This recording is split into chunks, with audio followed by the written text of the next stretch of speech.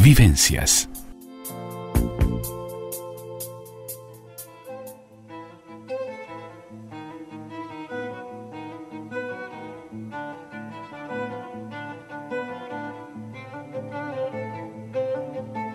Mano a mano y sin diván.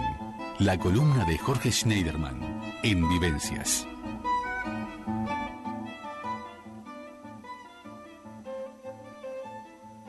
Y ya estamos aquí con el licenciado Jorge Schneiderman en su columna Mano a mano y sin diván. Hoy para hablar de Ana Frank, una joven judía que murió apenas con 15 años, pero nos dejó como legado un libro que además de los valores humanos, documentales, revela a una joven autora con cualidades literarias nada comunes. El mismo hecho de fingir una destinataria para confidencias ya habla de una madurez artística como pocas, traducido en todas las lenguas, llevado al teatro, al cine. El diario de Ana Frank se ha convertido en un paradigma testimonial de la opresión sufrida por muchos países y muchas personas bajo el nazismo y de las condiciones que millones y millones de personas se vieron obligados a vivir con la esperanza de escapar al exterminio. Muy buenas tardes, Jorge, muy bienvenido.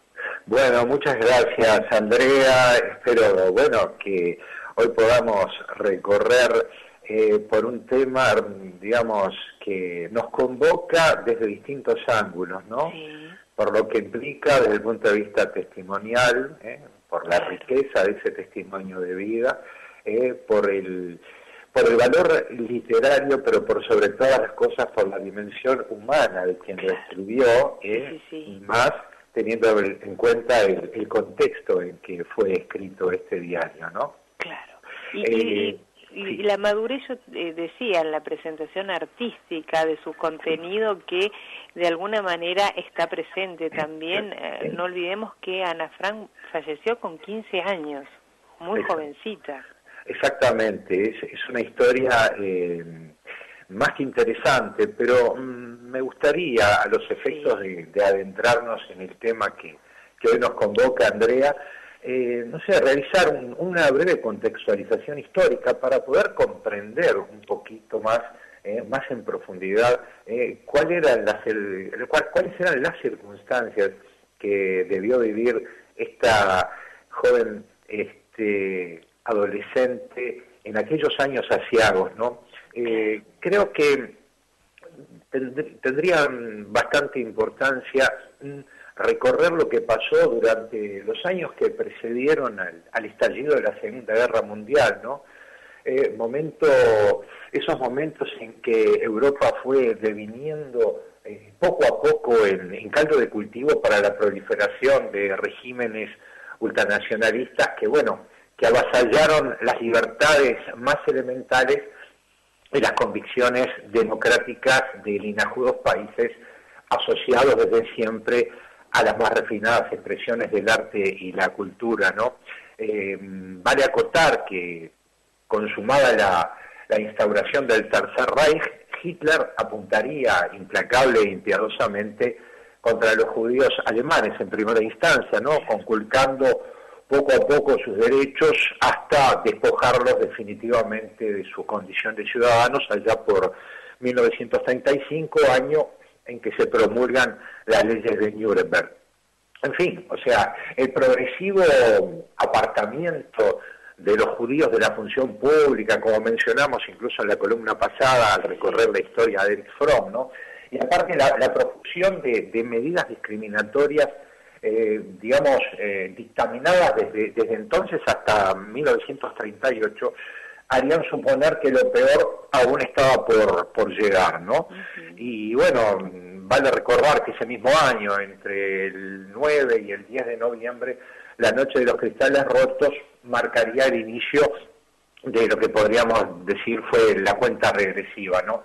Este sangriento pogromo durante el cual se dispuso la vandalización de un sinnúmero de comercios, sinagogas y edificios comunitarios judíos en distintos puntos del territorio germano, bueno, dio también lugar a la detención sumaria de alrededor de 30.000 personas y al asesinato de cerca de 100, ¿no? Constituyéndose sin dudas esto en la antesala de lo que a la postre sería la implementación de la solución final, vale decir, el sistemático aniquilamiento de más de 6 millones de seres humanos por el simple hecho de ser judíos, ¿no?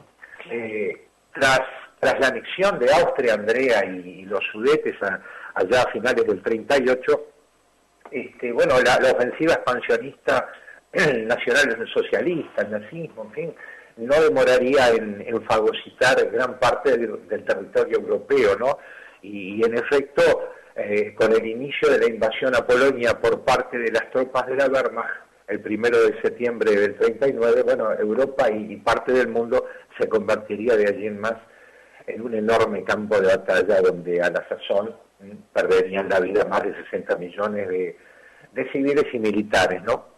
Pero yendo un poco a la historia que nos convoca, Andrea, el 10 de mayo de 1940 las fuerzas de ocupación nazi arribaron a Holanda, ¿no? País que obviamente no estaba en condiciones de ensayar la más mínima resistencia, ¿no? Las SS asumirían entonces el control militar y administrativo del país, ¿no? Contando con el apoyo incondicional de sectores vernáculos de la ultraderecha, plenamente alineados, podríamos decir, con las consignas del nazismo, ¿no? Mirá qué interesante esto, Andrea, porque de acuerdo a datos proporcionados por el United States Holocaust Museum, por ese entonces la cantidad de judíos residentes en Ámsterdam ascendía aproximadamente a 75.000, cifra que un año después oscilaría a los 79.000, ¿no? De los mismos, un 13% había arribado al país procedente de Alemania y Austria, ¿no? Durante la última década, procurando rehacer sus vidas lejos de las garras del nazismo. Entre esas familias estaba la familia de Ana Frank. Exactamente, estaba la familia Frank, que estaba compuesta, bueno, por Otto, el padre, Edith Hollander, la madre, sí. Y bueno, la hermana mayor de Ana, que era Margot, que había nacido en 1926, y Ana, que, como vos bien dijiste, falleció a los 15 años, ella había nacido en 1929, justamente en Alemania. Ellos eran procedentes de Frankfurt del Meno, ¿no? Una zona muy pujante de Alemania, y el padre se había dedicado, a actividades comerciales. Eran personas que habían accedido a un confortable nivel de vida y bueno, ya instalados en Holanda, en Ámsterdam, ellos poco a poco comienzan a arraigarse y ahí comienza un poco el periplo vital holandés de Ana, quien desde muy chiquita demostró grandes cualidades en cuanto a la forma de expresarse, un gran sentido común, un sentido de la crítica, era muy crítica, muy reflexiva, muy confrontativa, pero a su vez muy perspicaz y muy inteligente, ¿no? Jorge, sí. Te tengo que interrumpir, tenemos que hacer una breve pausa. Sí. Luego de la pausa continuamos porque estamos en los primeros años de reclusión, ya casi en la reclusión, seguimos hablando de Ana Frank, ya en Ámsterdam con su familia.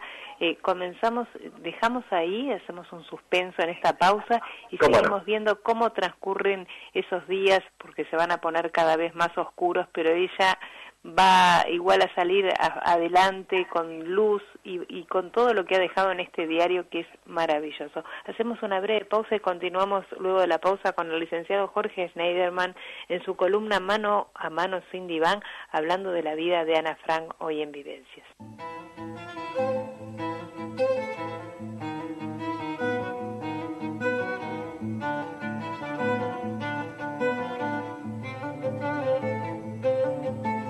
Mano a Mano y sin Diván, la columna de Jorge Schneiderman en Vivencias. Continuamos con el licenciado Jorge Schneiderman analizando, recordando la vida, el diario de Ana Frank, su vida, Y nos fuimos a la pausa, Jorge, estábamos recordando sus primeros tiempos, pero, y te voy a dejar que sigas transcurriendo en esos primeros tiempos, pero quiero ponerte una pregunta sobre la mesa, que no? creo que estamos hoy por hoy viviendo también tiempos de confinamiento, y me parece que hoy recordar a Ana Frank nos lleva también de alguna manera a tomar conciencia de la época que estamos viviendo, y creo que algún paralelismo ha de haber para que saquemos también nuestras conclusiones y aprendamos de este maravilloso legado que ha quedado para la humanidad y que viene muy bien retomar en estas épocas que son difíciles también para la humanidad, ¿no? Sin lugar a dudas, en otros contextos, por otras circunstancias, pero confinamiento al fin, ¿no? Creo que es bien importante evocar la figura de Ana en cuanto a cuáles son aquellas circunstancias en que el ser humano puede, más allá de la adversidad, poder sacar a relucir toda su resiliencia, su resistencia, su capacidad de enfrentar las situaciones que se van generando. Y sin lugar a dudas, si tuviésemos que establecer un paradigma de la resiliencia y de la capacidad de sobrellevar situaciones tan adversas, creo que el caso de Ana Frank es algo realmente, como decíamos, encomiable, propiamente paradigmático. En cuanto a la circunstancia en que estaban viviendo, ¿qué fue lo que los llevó al confinamiento? Claro está, ¿no? Porque allá por 1940, ¿no? Fue cuando se instalan las fuerzas invasoras nazis en Holanda, en Ámsterdam. Comienzan a complicarse las cosas para todo el pueblo holandés. Si bien había sectores que constituían una férrea resistencia, también había mucho colaboracionista y había grupos neonazis, como decíamos hace un ratito, plenamente identificados con el corpus doctrinal del nacionalsocialismo, ¿no? Y bueno, ya, ¿cómo se precipita esta necesidad de confinarse en aquella trastienda, en aquel anexo de ese edificio de oficinas, ¿no? Allá por el 22 de febrero del 41, varios centenares de judíos fueron conducidos a los campos de concentración de Buchenwald y Mauthausen, ¿no?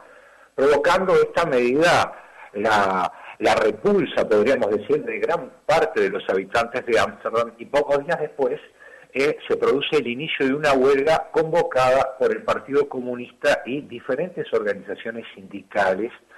Y en fin, el nivel de acatamiento a esta medida de fuerza fue superlativo, ¿no? Hecho que a la postre irritó tanto a la comandancia nazi que, bueno, motivó la inmediata represión de todos los militantes que se habían lanzado justamente a esa intentona de reivindicar los derechos brutalmente avasallados por las fuerzas de ocupación nazi, ¿no? Y bueno, durante el invierno del 42 se dispuso el traslado de todos los judíos residentes a lo largo y ancho del territorio holandés hacia Ámsterdam, ¿no? Restringiendo sus ámbitos de residencia, podríamos decir, de circulación, a ciertos barrios, ¿no? Una suerte como de gueto que se fue formando, ¿no? Similar a lo que ocurriría en Varsovia. Bueno, los judíos foráneos fueron rápidamente conducidos a Westerbork, que era una especie de centro de detención transitorio, desde el cual luego serían redistribuidos en otros campos de concentración instalados a lo largo y ancho de Europa también. Y bueno, en ese contexto Otto Frank comienza a preocuparse y trata de establecer los contactos necesarios como para prepararse ante una, inminente evacuación, prepararse y, bueno, poner a resguardo a toda su familia. Es así que, bueno, a comienzo del verano del 42,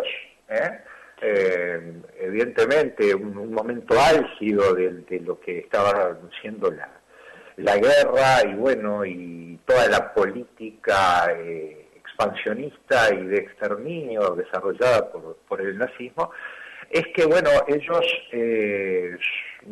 logran, a través de un grupo de personas solidarias, establecerse, como decíamos hace un ratito también, en el anexo, en la trastienda, podríamos decir, en un lugar encubierto, junto a otra familia, ¿no?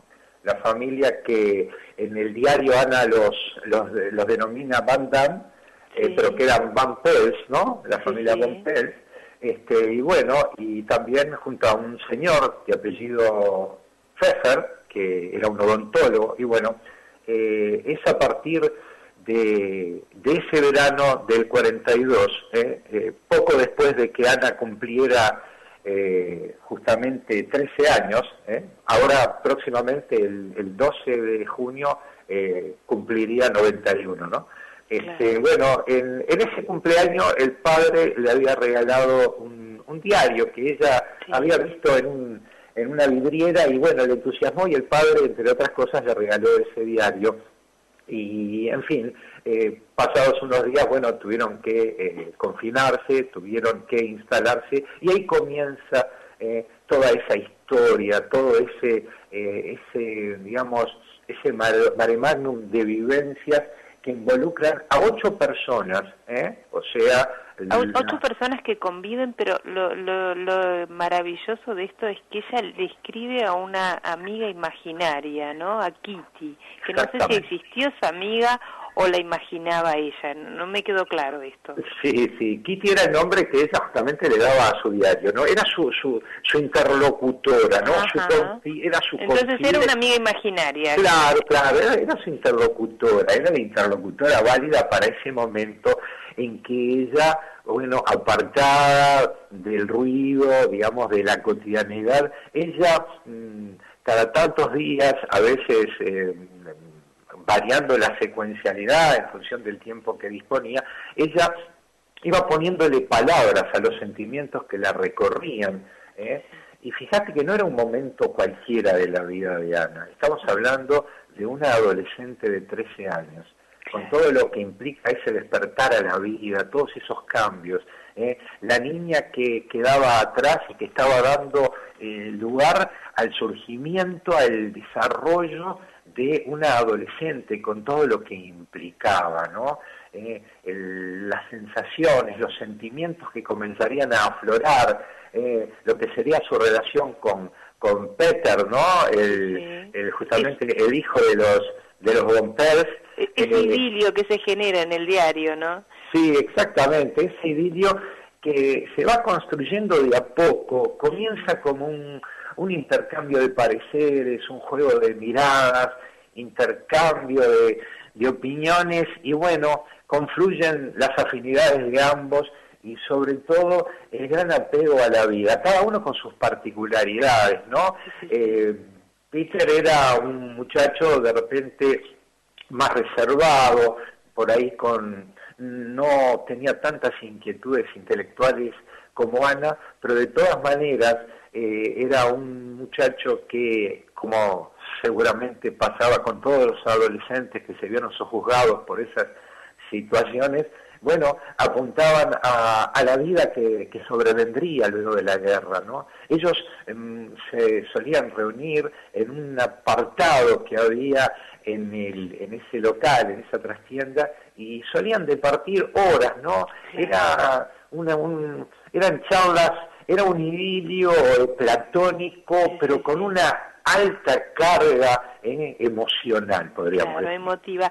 Y eso creo que vale la pena destacar, que a pesar de que la situación que vivían era muy, pero muy dura, las páginas del libro, de su diario, a menudo hay situaciones alegres, divertidas, que no se omiten, ¿no? Que uno, no sé, te pones a pensar y pensás en un diario que tendría que ser muy lúgubre.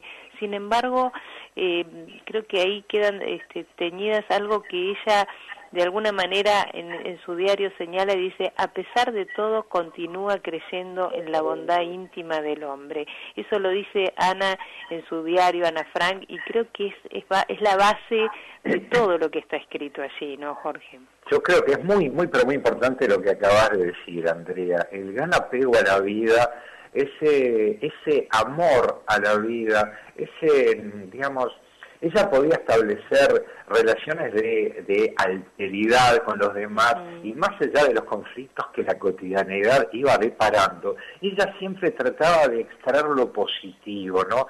Había muchas discusiones, claro, no era sencillo, había que compartir la cocina, había que compartir el hambre también, porque había momentos en que los víveres no llegaban, porque la situación estaba muy complicada afuera, pero ella lograba encontrarle el sentido a su existencia. Y por ejemplo, por algún resquicio de alguna ventana podía ver hacia afuera y ver, anhelando poder salir prontamente de esa situación. Ella disfrutaba hasta del movimiento de las hojas de los árboles y veía la vida en movimiento como un estímulo para poder para poder soñar un mañana mejor. Aparte, vos viste, Andrea, que a lo largo del diario ella va manifestando recurrentemente su optimismo y menciona el hecho de cuando la guerra termine, cuando todo esto se acabe. Sí.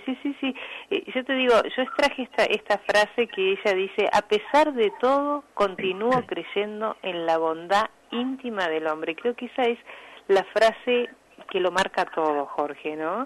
Todo lo que estamos hablando. Tenemos que hacer una breve pausa. Luego de la pausa vamos a seguir descubriendo, analizando este diario de Ana Frank y también su vigencia en estos días, porque en Alemania hoy por hoy en casi todas las escuelas es un libro que no se deja de leer, y creo que en muchos colegios, y veamos la vigencia, porque me parece que es importante rescatar la vigencia de este relato que sigue tan vigente y es un testimonio tan importante. Hacemos una breve pausa y continuamos luego de la pausa.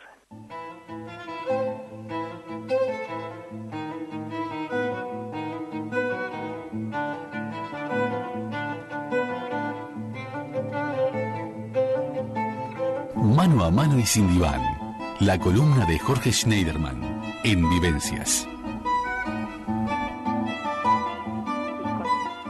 Continuamos junto al licenciado Jorge Schneiderman, hoy analizando el legado de Ana Frank. Y Jorge, si me permitís, tengo dos mensajes de la audiencia que te los voy a leer porque necesitamos tu contestación a estos mensajes. Dice, buenas tardes, ¿qué lesiones nos deja Ana Frank en los tiempos que corren de confinamiento? ¿Es bueno escribir un diario de cuarentena, por ejemplo? Me gustaría tener el consejo del psicólogo. Muchas gracias, Mabel de Malvin Norte.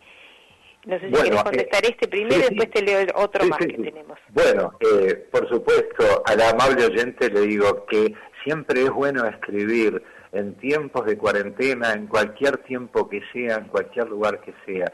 Ponerle palabras a las cosas que nos recorren internamente, a esos sentimientos, expresarnos a través de la palabra, en este caso escrita, es muy importante, tiene un efecto catártico.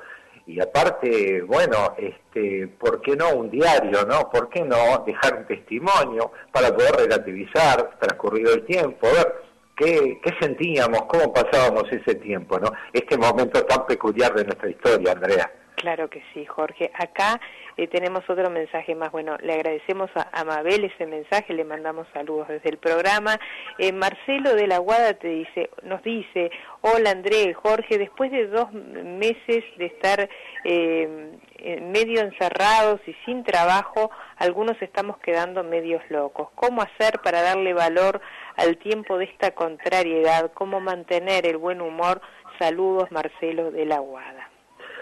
Bueno, la situación de Marcelo es la situación de muchos uruguayos, y si bien todos hemos conminado de una forma u otra a la población a que se avenga a los lineamientos marcados por las autoridades sanitarias, es preciso entender también que no todos estamos en las mismas circunstancias, que es muy complicado poder mantener la calma cuando las necesidades básicas no están satisfechas y cuando el futuro se nos presenta bastante oscuro, ¿no? En tanto no logramos resolver nuestra situación laboral. Por eso creo que en ciertos aspectos la medida de ir progresivamente reiniciando las actividades, creo que de una forma u otra nos va a permitir a todos reencontrarnos con la posibilidad de lograr sustento y, en fin... y de reinserción laboral tan importante, ¿verdad, Jorge? Exactamente, Andrea, eso, y lograr una reinserción laboral, y quiero quebrar una lanza. Hablábamos de solidaridades hace un ratito, cuando nos referíamos a la historia de Ana Frank. Hay muchas historias que se están dando, hay muchos ámbitos, muchos espacios de contención que están trabajando con aquellas personas que evidentemente sienten una suerte de intemperie, una suerte de deriva económica, pero también emocional. Yo creo que hay que apelar, Marcelo, a todas las reservas anímicas que uno puede disponer. Creo que estaría bueno, si bien no podemos tomar como parámetro la historia de Ana Frank para entender las circunstancias que vivimos actualmente, pero es bueno de repente ver que siempre es posible alimentar una esperanza más allá de las complejidades que nos depara la vida, ¿no?